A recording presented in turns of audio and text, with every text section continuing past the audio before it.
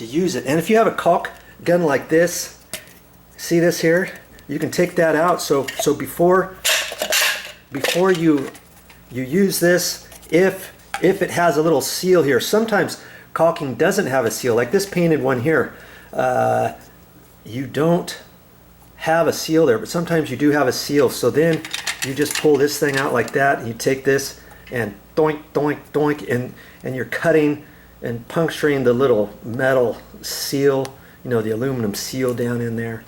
And that's kind of cool. I like this caulk gun mainly for this reason here, and it's supposed to be the no drip one, you know, this, and it actually has a cutter. See right there? There's a blade.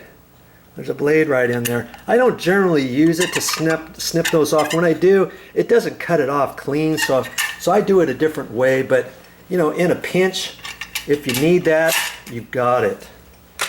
There's a tip for you.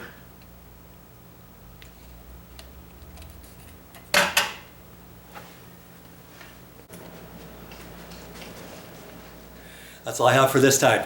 But I'll be back with more videos